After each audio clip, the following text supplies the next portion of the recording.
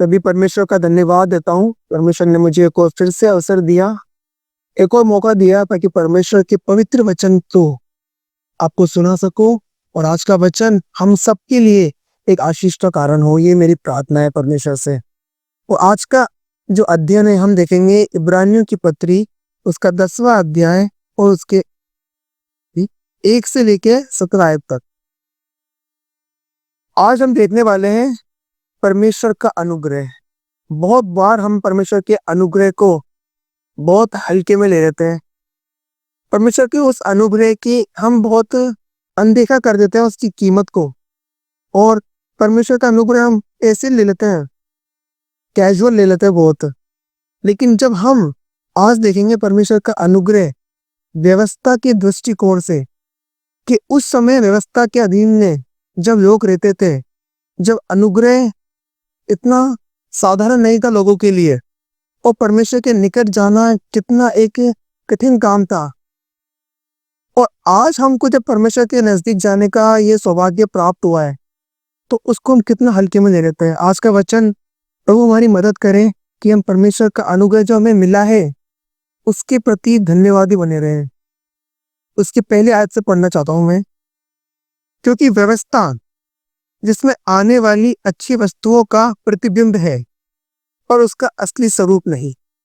यहाँ पर व्यवस्था के द्वारा, व्यवस्था शब्द का यूज करते हुए इस पत्री का लिखने वाला हमें परमेश्वर का अनुग्रह जो होने वाला था उसका इंट्रोडक्शन दे रहा है। साधारण बातों में बताऊं तो मैं इसका मतलब यह है, व्यवस्था को यूज करते हुए वो अनुग्रह का इंट्रोडक्शन दे रहा है। क्या बोलता है? आने वाली अच्छी वस्तुओं का, मतलब जो तुम्हारे पास वर्तमान में है उससे भी अच्छी वस्तु है जो हमको भविष्य में प्रभु देने वाला है। और जो व्यवस्था अभी है वो उस अच्छी वस्तु का प्रतिबिंब है। मतलब व्यवस्था तो परमेश्वर के अनुग्रह का एक प्रतिबिंब है। इंग्लिश में इस प्रकार से लिखा हुआ है, उसका एक शैडो है। किसका? अच्छी वस्तुओं का। बाइबल में परमेश्वर के अनुग्रह को एक अच्छी वस्तु करके संबोधित किया गया है। और व्यवस्था के लिए क्या गया है कि वो उसका एक शैडो है असली वस्तुओं का।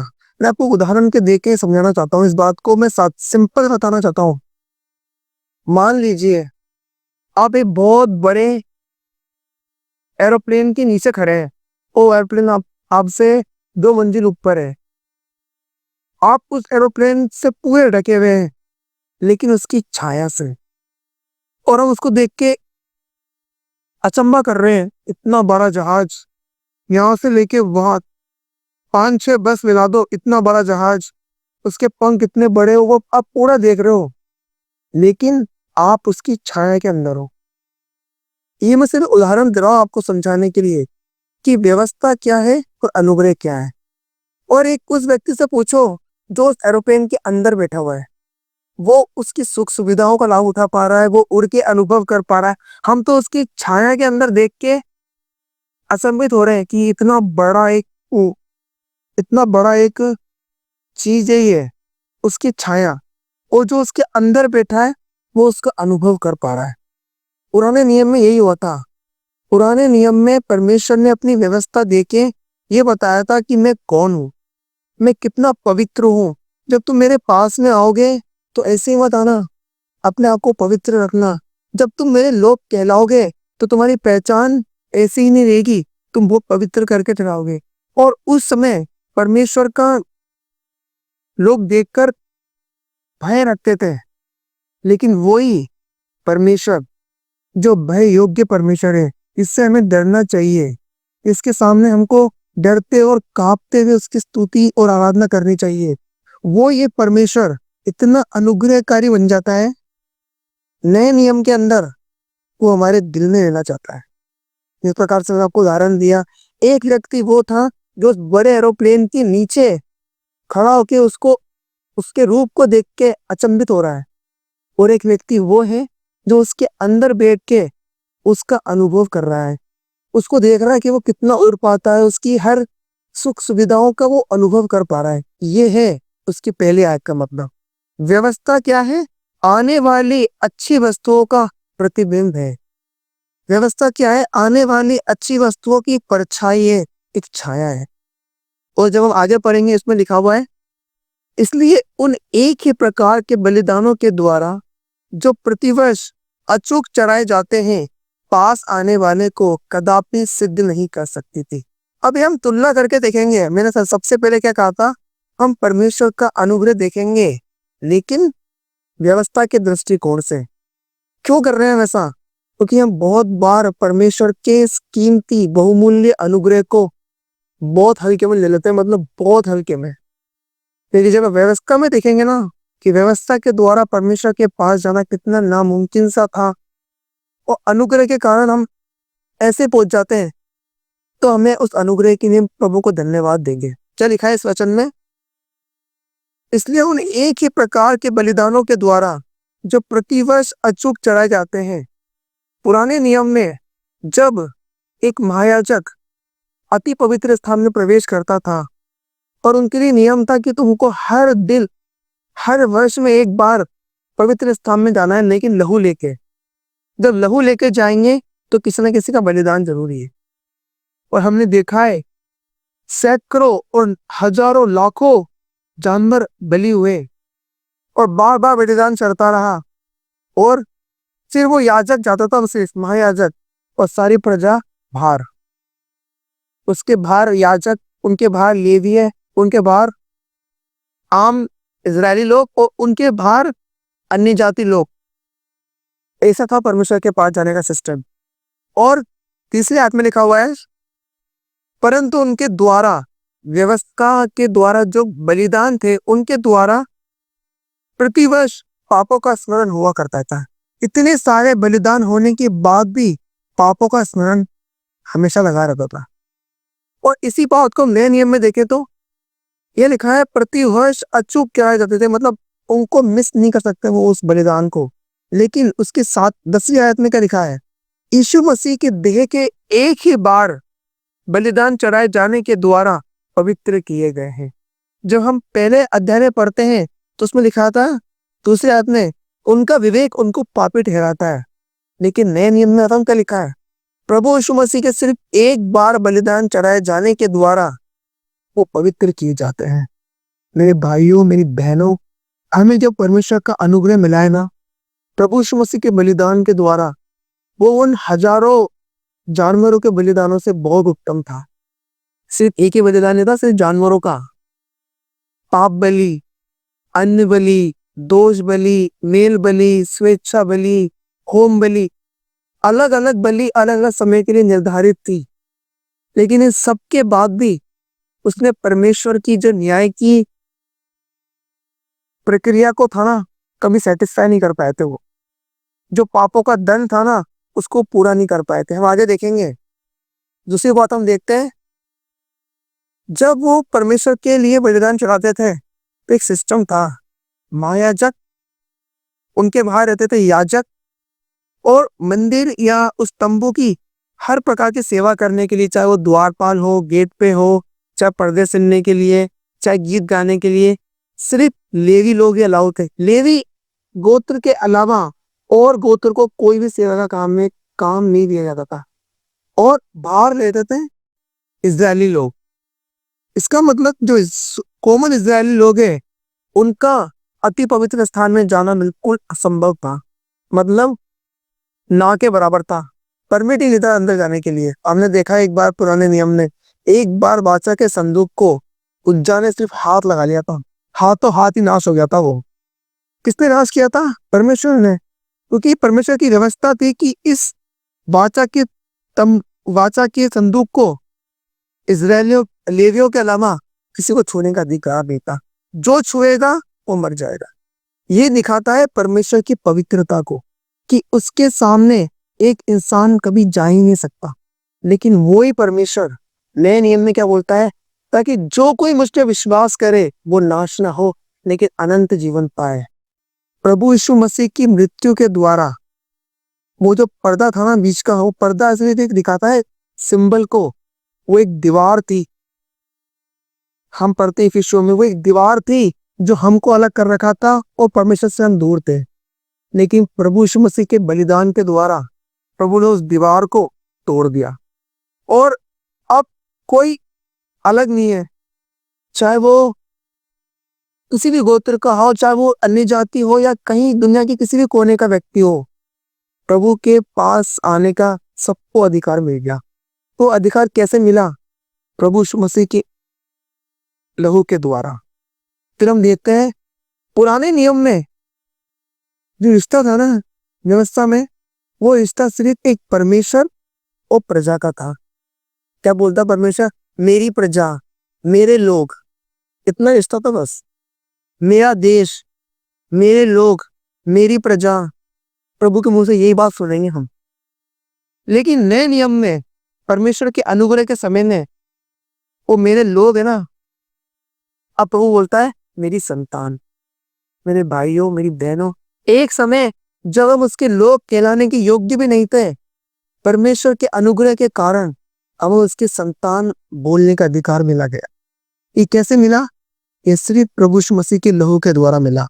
और देखो, परंतु उनके द्वारा प्रतिवर्ष पापों का स्मरण हुआ करता है, क्योंकि ये अनहोना है कि बैलों और बकरों का लहू पापों को दूर करे। इतने सारे बलिदान होने के बाद भी, इतनी सारी व्यवस्था, इतना ऑर्डर व्यवस्थित होने के बाद भी हर वर्ष पापों का स्मरण हुआ करता है। लेकिन नए नियम ने एक बहुत बड़ा आशीष प्रभु ने हमको दिया है, वो हम पाते हैं उसकी 16वीं आयत में। प्रभु कहता है कि जो वाचा मैं उन दिनों के बाद उनसे बांधूंगा वे ये है कि मैं अपना नियम उनके हृदय पर लिखूंगा और मैं उनके विवेक में डालूंगा। 17वीं आयत में हम पढ़ते हैं, मैं उनके पापों को और उनके अधर्म के कामों को फिर स्मरण ना करूंगा। केवल और केवल प्रभु यीशु मसीह के बलिदान के द्वारा ही ये वाक्य, ये सेंटेंस परमेश्वर के मुंह से सुनते हैं हम कि मैं उनके अधर्म को कभी स्मरण नहीं करूंगा। और इसी बात को हम इब्रानियों की पत्री 8:12 में पढ़ते हैं। इस आयत से मैंने एक समय बहुत आशीष पाई थी, क्योंकि मैं उनके अधर्म के विषय में दयावंत हूंगा और उनके पापों को फिर स्मरण नहीं करूंगा। ये परमेश्वर बोल रहे हैं कि मैं उनके पापों को स्मरण नहीं करूंगा, मतलब हमेशा हमेशा के लिए हमारे पापों का जो बोझ था ना, वो प्रभु ने हमेशा के लिए हटा दिया। अब जब ऐसा बोझ जो परमेश्वर ने हटा दिया, तो फिर कौन उस बोझ को हम पे आरोप लगा सकता है? आगे हम देखेंगे, हमने परमेश्वर के अनुग्रह को देखा, हमें उसमें पूरी क्षमा मिलती है, एक ही बलिदान के द्वारा हमें आज़ादी मिलती है, और हम यह देखते हैं हमें पवित्रता मिलती है, और हम देखते हैं पवित्रता के साथ साथ हमें उसके संतान होने का अधिकार मिलता है। 4 आशीष बताई मैंने आपको। हमें उसके संतान होने का अधिकार मिलता है, हमें पवित्रता मिलती है, हमारे पापों को पूरी तरह से प्रभु बुरा देता है, और हमें और कोई बलिदान की आवश्यकता नहीं है। ये सब क्यों किया? लेकिन कभी सवाल आता है, जब प्रभु ने हमें इतना अनुग्रह दिया, इतनी आजादी दी, इतनी क्षमा दी, और हमको उसने अपने परिवार में जोड़ लिया, ऐसा उसने क्यों करा? कभी सवाल पूछना है कि प्रभु यीशु मसीह ने इतना सब कुछ क्यों करा? मेरे भाइयों और बहनों, उसका आंसर हम पाते हैं भजन संहिता उसकी 40वें अध्याय की शुरू की आयतों में, और वही भजन को इब्रानियों की पत्री उसके 10वें अध्याय की 5वीं आयत में लिखा हुआ है। बलिदान और भेंट तूने न चाही, ये प्रभु यीशु मसीह के मुंह से एक प्रार्थना है जो भविष्यवाणी की थी दाऊद ने, पर मेरे लिए गृह तैयार किया है। पुराने नियम के बलिदान और अलग अलग प्रकार की भेंटें प्रभु को उसमें इतनी रुचि नहीं थी, इसलिए परमेश्वर प्रभु यीशु मसीह बोलते हैं तूने मेरे लिए गृह को तैयार किया है। होम बलि, पाप बलि को तूने नहीं चाहा, तब मैंने कहा देख मैं आ गया हूँ। पवित्र शास्त्र में मेरे विषय में यही लिखा हुआ है। क्यों? मैंने क्या पूछा था? प्रभु ने हमारे लिए इतना सब कुछ क्यों करा? ताकि हे परमेश्वर मैं तेरी इच्छा को पूरी करूं। मेरे भाइयों, जब प्रभु ने हमारे लिए एक बलिदान दिया है, तो इस बात को समझना बहुत जरूरी है कि प्रभु यीशु मसीह ऐसा क्यों विवश हो गया था कि उसने अपना देह को क्रूस के ऊपर बलिदान कर दिया। एक समय बोलता है प्रभु अगर हो सके तो ये प्याला मेरे सामने से टल जाए, लेकिन फिर भी वो आत्मा में क्या बोलता है? ताकि हे परमेश्वर मैं तेरी इच्छा को पूरी करूं। इसका मतलब परमेश्वर की इच्छा थी कि हमारे वो पापों को पूरी तरह से स्मरण ना करें। ये परमेश्वर की इच्छा थी जो हमको पूरी तरह से हमारे अधर्म को हमसे दूर कर दे। इस प्रकार से भजन में लिखा है 103 में, जैसे कि उदयाचल अस्ताचल से दूर है, उसने हमारे अपराधों को हमसे उतनी ही दूर कर दिया है। तीसरी बात, हमें उसने बिल्कुल पवित्र ठहराया है। दूसरा कुरिन्थियों 5:31 में लिखा है, उसने हमारे पापों को ले लिया और प्रभु यीशु मसीह की धार्मिकता को हमें दे दिया। और उसने ना केवल हमको अपने लोग कहा, लेकिन उसने हमको अपनी संतान कहा। मेरे भाइयों, मेरी बहनों, प्रभु यीशु मसीह ने सब कुछ इसने किया क्योंकि ये परमेश्वर की इच्छा थी। इसमें हमको पिता, पुत्र, पवित्र आत्मा तीनों का वर्णन मिलेगा। हमने देख लिया परमेश्वर की इच्छा थी कि हम बचाए जाए। प्रभु यीशु मसीह ने उस योजना को पूरा किया अपने आप को बलिदान होने के द्वारा। तीसरी चीज, पवित्र आत्मा। पवित्र आत्मा का क्या रोल है इस चीज में, वो हम पाते हैं उसकी 15वीं आयत में। और पवित्र आत्मा भी हमें एक गवाही देता है। परमेश्वर ने एक इच्छा करी है, प्रभु यीशु मसीह ने उद्धार के कार्य को पूरा किया। इस बात को पवित्र आत्मा आज हमसे गवाही देता है। क्या बोलता है? पवित्र आत्मा हमारे साथ गवाही देता है कि परमेश्वर तुम्हारे लिए अच्छी इच्छा करता है, तुम्हारे लिए प्रभु ने एक बलिदान दिया है। इस बात को पवित्र आत्मा में स्मरण कराता है। मेरे भाइयों, परमेश्वर ने हमें इतना बड़ा सौभाग्य दिया है, इसलिए जब हम पर यह अनुग्रह हुआ है ना, तो इस अनुग्रह को कभी व्यर्थ में मत जाने देना। और यह अनुग्रह हमारे लिए सबसे कीमती चीज होनी चाहिए हमारे जीवन में। और एक बात बताना चाहूंगा मैं आपको, हमने देखा है कि परमेश्वर ने हमको कैसे प्रेम किया, प्रभु ने बलिदान दिया। अब हम देखेंगे कि पाप के समय में जब हम प्रभु को नहीं जानते, विश्वास अविश्वास की दशा में हमारी स्थिति क्या है। एक बार मैं आपको बताना चाहूंगा, ये लिखा है, जब हम पाप में जीवन बिताते हैं और परमेश्वर से अलग रहते हैं ना, तो उस दशा को मृत्यु की दशा कहा जाता है। आज मैं आपको कोशिश करूंगा इस बात को समझा दूं। जब आदम ने पाप किया, अब्राहम नहीं आदम ने, वो फल खाया, प्रभु ने क्या कहा था? जिस दिन तू ये फल खाएगा उस दिन निश्चय मर जाएगा। और हम देखते हैं जिस दिन उसने वो फल खाया उस दिन वो नहीं मरा, बहुत सालों बाद वो मरा। तो क्या प्रभु की बात गलत साबित हो गई? मेरी बात को जरा गौर से सुनिएगा।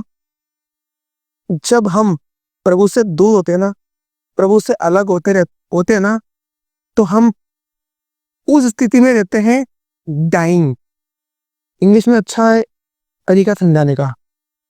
जब हम प्रभु से अलग रहते हैं, we are in the state of dying, we are not dead. हम मरने की अवस्था में आ गए।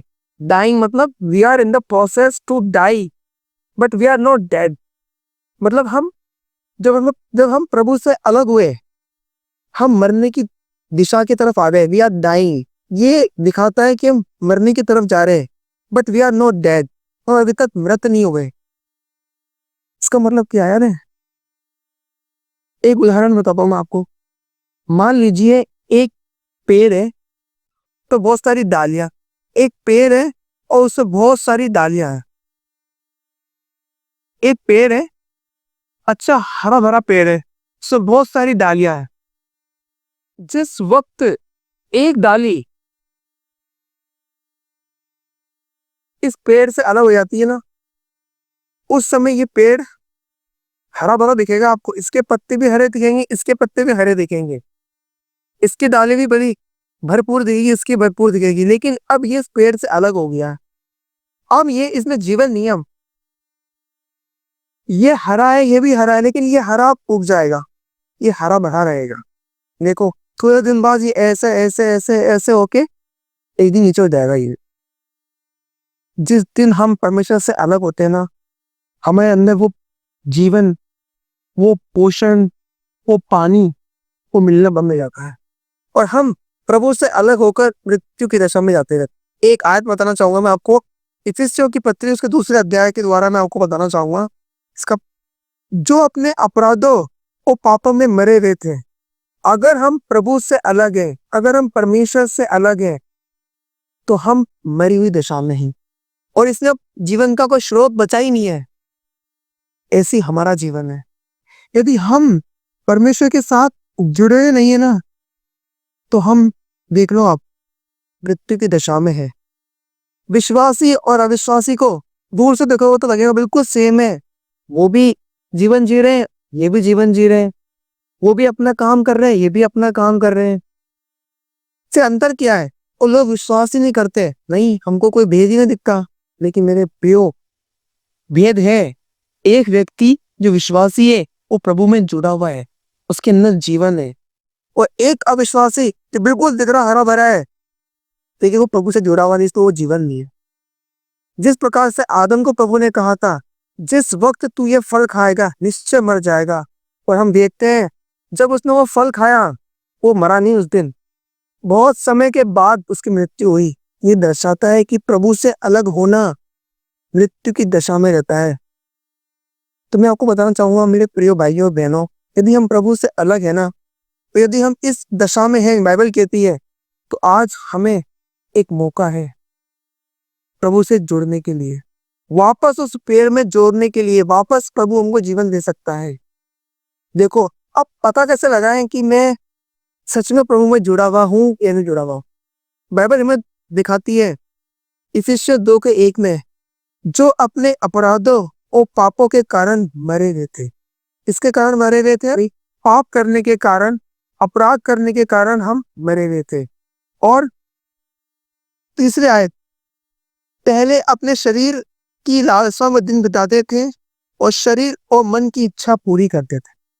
यदि हम शारीरिक रीति से जीवन जी रहे हैं, तो हम परमेश्वर से अलग हैं। और यदि हम परमेश्वर से अलग हैं, तो हम बिल्कुल मरी हुई दशा में हैं। और मरी हुई दशा आपको जाननी क्या है, तो आप पढ़ सकते हो गलतियों में 5, उसके उसमें क्या लिखा है। शरीर के काम तो प्रकट है, व्यभिचार, इसका मतलब प्रभु से अलग है। गंदे काम, मतलब प्रभु से अलग है हम। लुस्कन, मूर्ति पूजा, टोना, बैर, झगड़ा, ईर्ष्या, क्रोध, विरोध, फूट, विधर्म, ढा, मतवालापन, लीला क्रीड़ा, और इनके ऐसे ऐसे और भी काम है। यदि ये काम हमारे जीवन में है ना, तो हम उस अनंत जीवन का जो स्रोत है ना, उससे अलग है। लेकिन प्रभु का धन्यवाद हो, प्रभु ने हमें इस स्थिति में छोड़ा नहीं। प्रभु का धन्यवाद हो इफिसियंस 2:4 के लिए। ऐसी स्थिति होने के बाद भी एक वर्ड है वहां पे जो पूरी स्टोरी को बदल देता है, और उसका नाम है परंतु। परंतु परमेश्वर ने, जो दया का धनी है, हमसे प्रेम किया। परमेश्वर ने हमसे इतना बड़ा प्रेम किया, और जब हम अपराधों के कारण मरे हुए थे, तो हमें मसीह के साथ जिलाया। जो बलिदान मसीह ने दिया था, तीसरे दिन जी उठा, हमें उसके साथ जिलाया। मतलब जो हम मर चुके थे, प्रभु से अलग हो गए थे, अब उसने हमें दोबारा प्रभु के अंदर जोड़ दिया। मतलब जिस डाली से हम अलग हो चुके थे, परमेश्वर की प्रेम के कारण, उसकी बड़ी दया के कारण, उसने हमको दोबारा जोड़ दिया। उसने जोड़ना मतलब अब दोबारा उसको जीवन मिलेगा, दोबारा उसको पानी मिलेगा, दोबारा उसको पोषक तत्व जो मिट्टी से आते हैं वो उसको मिलेंगे। और वो डाली जो सूख रही थी, सूख रही थी, सूख गई नहीं थी, जो सूख रही थी, उसको प्रभु ने दोबारा जीवन दे दिया। कब? जब उस डाली ने ये पहचान लिया कि परमेश्वर ने मुझ पर अनुग्रह किया है। यदि कोई ये वचन सुन रहा है, अब ये तरीका हम बताएं कैसे हम प्रभु पे जुड़ सकते हैं, वो केवल एक ही तरीका है, विश्वास के द्वारा। आज याद पढ़ूंगा मैं, क्योंकि विश्वास के द्वारा, अनुग्रह ही से तुम्हारा उद्धार हुआ है, और ये तुम्हारी ओर से नहीं वरन परमेश्वर का दान है। एक मरी हुई डाली कभी नहीं बोल सकती कि मैं उड़ के उस पेड़ में जुड़ जाऊंगी, उसमें जीवन ही नहीं है। लेकिन परमेश्वर की दया ने उस डाली को लिया और अपने उसमें जोड़ दिया, फिर उसमें जीवन आ सकता है। क्या लिखा है? ये तुम्हारी ओर से नहीं वरन परमेश्वर का दान है। आपको पता है ये वचन मैं क्यों प्रचार कर रहा हूं? ये वचन उन लोगों के लिए है जो सच में ये भूल चुके हैं कि परमेश्वर का अनुग्रह कितना कीमती है। ये वचन उन लोगों के लिए भी है जो ये सोचते हैं कि मेरा जीवन तो प्रभु से इतना दूर हो गया और इतना सूख चुका है, अब मेरे लिए जीवन में दोबारा कोई आशा ही नहीं है। मेरे प्रिय भाइयों और बहनों, यदि आप प्रभु पे विश्वास करोगे ना, प्रभु आपके उस सूखे हुए जीवन को भी एक नया जीवन दे सकता है। और जो स्थिति मरी हुई थी, वो उस इंसान को परमेश्वर के सामने निर्दोष, पवित्र और निष्कलंक करके खड़ा कर सकता है। मैं पढ़ूंगा, पढ़ के बताऊंगा आपको वो आयत, कुलुस्सियों की पत्री उसके पहले अध्याय की 21वीं आयत में पढ़ेंगे हम। तुम जो पहले निकाले रहे थे, मतलब परमेश्वर से अलग थे और बुरे कामों के कारण मन से बैरी थे, अपने शरीर के कामों के कारण परमेश्वर के बैरी थे, उसने अब उसकी शारीरिक देह में मृत्यु के द्वारा तुम्हारा भी मेल कर लिया। प्रभु यीशु मसीह के बलिदान के द्वारा, उसके सिद्ध बलिदान के द्वारा उसने तुम्हारा भी मेल कर लिया, और ताकि तुम्हें अपने सम्मुख पवित्र और निष्कलंक और निर्दोष बनाकर उपस्थित करे। एक ऐसा व्यक्ति जो अपने पापों में मर चुका था, परमेश्वर ने अपनी बड़ी दया से उस व्यक्ति को प्रभु यीशु मसीह में जोड़ा और उसको क्या करा? निर्दोष, निष्कलंक और पवित्र बनाकर अपने सामने खड़ा कर दिया। आप देखो, एक व्यक्ति जो आत्मिक रीति से मर चुका था, प्रभु ने उसको क्या कर दिया? उसके सामने खड़ा कर दिया। कैसे खड़ा किया? निष्कलंक, निर्दोष और पवित्र बनाकर। यदि आप जकरिया की पुस्तक उसकी 3री अध्याय पहली उन आयतों को पढ़ोगे ना, वहां पे लिखा हुआ है, आरोप लगाया जाता है एक व्यक्ति के ऊपर कि इसके वस्त्र तो मैले हैं, लेकिन प्रभु क्या बोलता है? उसके मैले वस्त्र उतार के उसको एक नया वस्त्र दे दो और उसके सर पर एक सुंदर पगड़ी बांध दो। सुंदर पगड़ी बताऊं क्या है? भजन संहिता उसका 103 का 4 या 5 तो लिखा हुआ है, उसने मेरे सिर पर करुणा और दया का मुकुट रख रखा है। हमारे पर जो शर्म की लज्जा थी, पापों की लज्जा थी ना, हम किसी को हमारे पापों को बताने भी नहीं, हम अपने पापों को जो दूसरों के सामने बोल नहीं सकते, शर्म आ जाएगी। लेकिन प्रभु ने उन सबको माफ करके आज हमारे सर पे उसकी करुणा और उसकी दया का मुकुट रखा है। और कितनी ही बार हम इसको हल्के में ले लेते हैं, हमारे पहचान को हम भूल जाते हैं। मेरे भाइयों, परमेश्वर ने हमें एक कर लिया है। इफिसियों 2 का 1 पढ़ के हम समाप्त करेंगे। इफिसियों 2 का उसकी 1 आयत में लिखा हुआ है इस प्रकार से, पर अब मसीह यीशु में तुम जो पहले दूर थे, मसीह के लहू के द्वारा निकट आ गए हो। किसके द्वारा? सिर्फ मसीह के लहू के द्वारा निकट आ गए हो। वही हमारा मेल, आगे की आयत पढ़ूंगा, 15वीं आयत, दोनों में से अपने लिए एक मनुष्य उत्पन्न करके मेल करा दे। प्रभु ने हमारे साथ ऐसे मेल कर लिया और एक नया मनुष्यत्व बना दिया, और हमको कोई अलग नहीं कर सकता। रोमियो उसके 8वें अध्याय की 38-39 इस प्रकार से बोलती है, क्योंकि मैं निश्चय जानता हूं कि न मृत्यु, न जीवन, न स्वर्गदूत, न प्रधानताएं, न अधिकार, न सामर्थ, न ऊंचाई, न गहराई और न कोई और सृष्टि हमें परमेश्वर के प्रेम से अलग कर सकती, और हमें प्रभु के प्रेम से कोई भी अलग नहीं कर सकता। आइए हम प्रार्थना करें। दयालु निरंकारी पिता परमेश्वर, मैं आपका धन्यवाद देता हूँ पिता, धन्यवाद देता हूँ पिता, सिर्फ आपके प्रेम के लिए, आपकी बड़ी दया के लिए धन्यवाद पिता। प्रार्थना करूं जितनों ने भी पिता वचन सुना है पिता परमेश्वर, उनके जीवन में पिता परमेश्वर आप ऐसा अनोखा काम करना। अगर किसी का जीवन पिता परमेश्वर आपसे अलग होकर सूख रहा हो तो पिता परमेश्वर उसको पिता जीवन के सोते में, सच्ची दाखलता में दोबारा जोड़ने के लिए पिता आपसे प्रार्थना करता हूँ पिता, और हमारा जीवन फल लाने वाला हो सके पिता परमेश्वर, ताकि हमारे फलों के द्वारा हमारी नहीं पिता परमेश्वर, केवल आपकी महिमा हो पिता परमेश्वर। सारा आदर, सारी महिमा आपको मिले। ये छोटी सी विनती को प्रभु यीशु मसीह के नाम से मांगता हूँ, सुनो और कबूल करना पिता, आमीन। आप लोगों ने सुना, प्रभु आपको आशीष दे। Thank you.